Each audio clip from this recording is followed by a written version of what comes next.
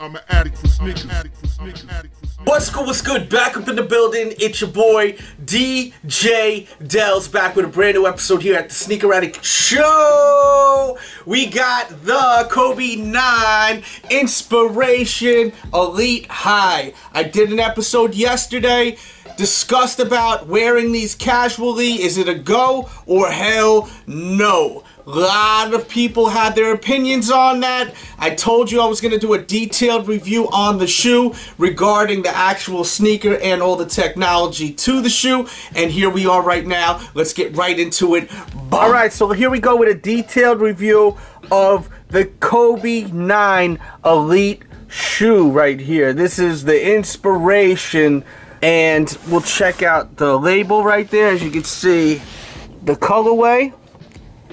You've got black, metallic silver, anthracite, and it retailed for $225. This is the most expensive Kobe shoe to hit retailers from my understanding.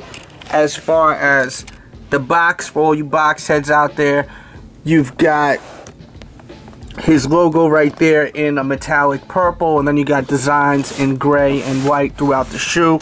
Got your swoosh right there. You got a Kobe signature over here, and there's a look at the other side of the box. Nothing there except the designs, and there's the bottom with Nike information. You open up the box, you got the paper right there with Kobe's logo all over it, and here's the shoe. As you can see, this time around, you do have fly knits on most of the upper with some fuse just to keep it strong up top. And then toward the back, you do have a synthetic. And then you have your carbon fiber over here for support on the foot. There is no shank plate in the middle. They have a carbon fiber support piece right here instead of having a shank plate in the middle of the outsole. As you can see, the outsole, they switched it up this time. There's no herringbone outsole like they've been giving us with the Kobe's in the past couple of years. You now have this like thermal map traction, and it's doing very well in the court from what everyone's saying. Everyone seems to really love to ball in these. You're getting a lot of great traction on the court with them. So as far as on court, these are a go. As far as playing outdoors, I do not recommend it. You're gonna definitely file down on these real quick. I definitely do not recommend that on these right here. And then getting back to up top, getting up close to the actual fly knit just so you can see all the different colors of the shoe. It definitely has a nice look on this model. A lot of nice colors. And on the fly knit, certain areas is thicker than others. I think it's just a thicker knit on certain areas by like the toe, and then it gets thinner in certain areas. And over here, like you can feel there's like a fuse also, just to keep it strong up top. It's definitely not like a flimsy feel on it compared to other fly knit shoes. As far as this one as being a basketball shoe, I know a lot of people were concerned on, you know, is this like strong or is this like weak? But it definitely is not weak. It's pretty strong up top. Plus you also have fly wires, you can see there, just for some more lock-in support when you're tying these up. On the swoosh, you've got a 3M swoosh that pops really nice. I'll show you the 3M on the swoosh real quick. Bang. You have some synthetic up top. Got this kind of like gunmetal kind of look to it, which I like. Real nice finish. And then you have your carbon fiber hit right there. And over here, as I was saying, for support. There's a look at the back of the shoe. You've got your logo. And then you have more of this fly knit up top. You have right there 9 lines for the 9th model, the KB 9th. And this is also supposed to represent his surgery from my understanding. And the whole inspiration to this shoe is boxing from my understanding. He wanted to do something with incorporating boxing. He thought that, you know, the boxing boot was pretty badass, and he wanted to incorporate this kind of style with an actual basketball shoe from my understanding. Taking a look at the tongue, as you can see there, You've got a mesh with a lot of breathability. This is where you're getting a lot of your breathability on the shoe. And then you've got your padded tongue, and it's pretty thick, as you can see. And I don't know if this is leather or not. It feels like it's synthetic. It may be leather. And it's kind of got a finish like on the synthetic over here on the side, as you can see. It kind of got that effect on the tongue. And the logo also is 3M, pops real nice. I'll show you a photo real quick with 3M activated. Bang. And then you have Kobe's signature up top in yellow. The back of the tongue, as you can see, it says Inspire with Kobe's signature again. Inside, I took the midsole out of the shoe. As you can see, it just goes straight to the outsole. This Kobe 9 is like the other Kobe's, where you have your drop-in midsole, and they've got a lunar lawn midsole on these. People have been actually taking out the midsole on the LeBron 11 and throwing it in the Kobe 9 because of the fact that it does have your zoom. So you'd like that kind of feel on your foot with the full zoom with your lunar. If you own the LeBron 11, you could always switch this out with this. But some may rather have just a straight up lunar than having that combination of zoom and lunar. It's all about your preference. And as far as the fit to this shoe, I recommend going true to size. I did do an episode talking about the aspect of the shoe being something to wear off the court because it seems to be a pretty hot topic. The first episode I did yesterday on the shoe was about me talking about the whole thing about wearing these off the court. Is this a go? Is this not a go? In my opinion, this shoe can be worn, of course, off the court as far as casually, if you could pull it off.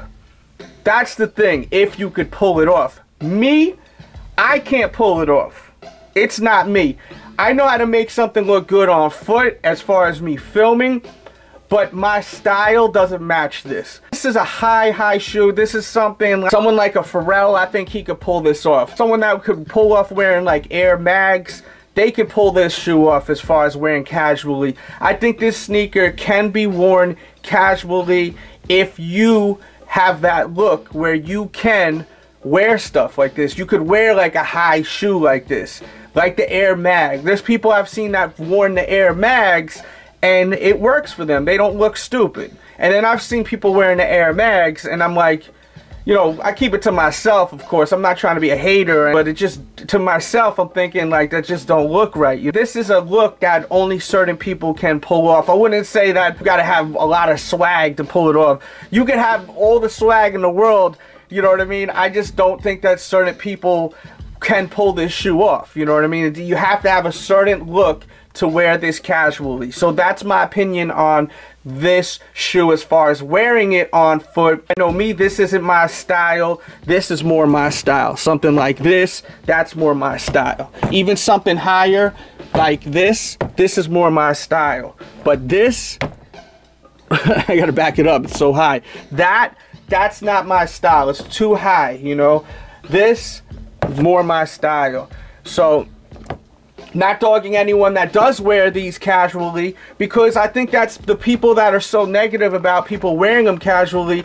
They may be just hating that they can't do it like they're doing it. You know what I mean? They can't get away with wearing it and looking dope wearing it. When you watch the video, when I show them on foot, I'll show you a quick little piece of what I filmed yesterday. And if you want to see the full video, I'll put a link in the description box below. What do you think?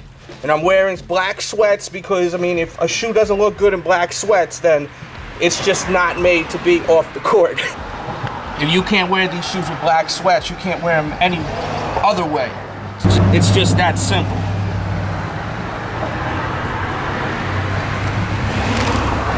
Let me know what you think. But you see, like, from my knees down, I think that they look pretty decent on feet. But in general, like, just me in full, like, wearing them, it's just not for me, you know what I mean? It just doesn't work with me and my style, and I'm fine with that. But I think that a lot of people are very negative about people wearing these off the court, like to the point where they're like rude about it to people, and I think they're just mad that they can't pull it off. I think that's why some are like so like obnoxious to people. It's okay if you think that it's not hot, you know, like you don't like how it looks, but I see people on Instagram, not on my photos necessarily, but on others, and they're very rude about it. Like saying real rude stuff to people, like, you know, like being a douchebag about it, like they like trying to insult people for wearing them. I think they're just hating, you know what I mean? That's just like pure hate right there. It's okay if you don't like it, but once you start trying to insult people for wearing a sneaker, that's like where you're taking like the whole thing of just liking shoes and being a fan of fashion to being a douchebag. And that's the problem with the sneaker quote-unquote community nowadays. That's why I really don't even like focus on the community. I just focus on me and my crew and my friends and what we like. You know, I don't pay attention to the world. And just because people like sneakers doesn't mean we're all the same. Some people are real jerks, like what I'm saying, like making fun of people because they want to wear these casually. Like, you know, they like wearing them casually, so I have no problem with people wearing them casually, but me, this ain't for me to wear casually. I have a couple of my friends that I know could pull this off, and they are dying to take this pair off me, so I'm definitely going to hit off one of my homies with these. But as far as on the court, this shoe is getting great reviews. Everyone that I know that has been playing in these love them. They love the traction on the shoe indoors. They say the traction kicks ass on these. The traction is amazing. The fit is amazing. It's fun to play in just because of it being high. So it's definitely fun for a lot of people to wear. And plus you got this fly knit technology, which is great. Everyone loves this fly knit. I've never heard anyone say nothing but amazing stuff about fly knit on these Nike shoes that we've got last year and the year before, I'm pretty sure, with runners, and now for the first time they've incorporated it with basketball shoes. Alright, so there you go. You got your detailed look at the Kobe 9 Elite basketball shoe right here. I hope you enjoyed this video. Hit the thumbs up button if you did. Leave your comments, leave your thoughts, catch up on all the reviews. I've been reviewing a ton of shoes like usual on this show. I usually give you a new episode daily for over 3 years now. So hit the thumbs up button if you love what I'm doing. It motivates me to keep doing these episodes. It's a lot of work, but I don't mind as long as everyone shows that love. Also, make sure to check out the other episode on these shoes where I show them on feet and I do an unboxing on these. I know a lot of heads like watching the unboxing episodes, including myself, so check that out if you'd like to. Link in the description box below, and for old time's sakes, I'll put a link right there. Bang. Also, a lot of people have been asking, did I use some kind of smoke effect on the on-foot look for this shoe right here? And I didn't. It was so weird. When I threw them on my feet and I hit the blacktop, it started smoking. It was crazy. I didn't think it was going to show on camera, so I didn't say anything. But what was going on is because the sun was hitting the pavement so hard and it was actually cold out, it just did a reaction where it started like steaming and it looked like smoke. So it was pretty cool, the effect that it was giving on camera. I wish I took advantage of that situation and filmed some more videos on foot that day because it was just looking crazy. Definitely check the on foot on these if you want to see what I'm talking about and catch up on all the reviews. I've reviewed a ton of shoes, like these upcoming Adidas Metro Attitudes. These are releasing on the 15th. Super dope pair of shoes right here. Loving these. Also, of course, I got the authentic Air Yeezy Red Octobers. You want to see a review on those. I reviewed a ton of upcoming Jordans that are coming out.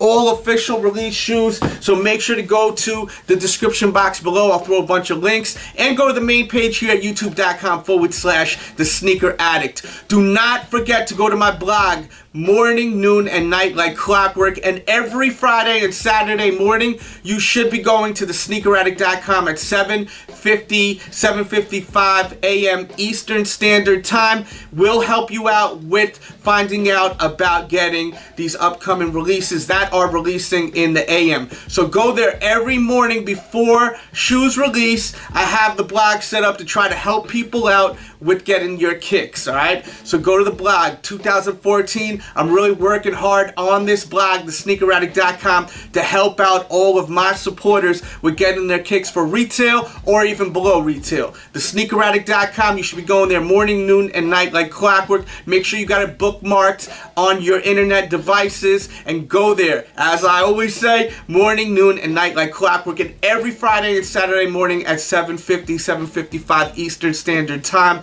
You should definitely be going. That should be mandatory. Hope everyone's doing great out there, and with that said, I'll be back really soon.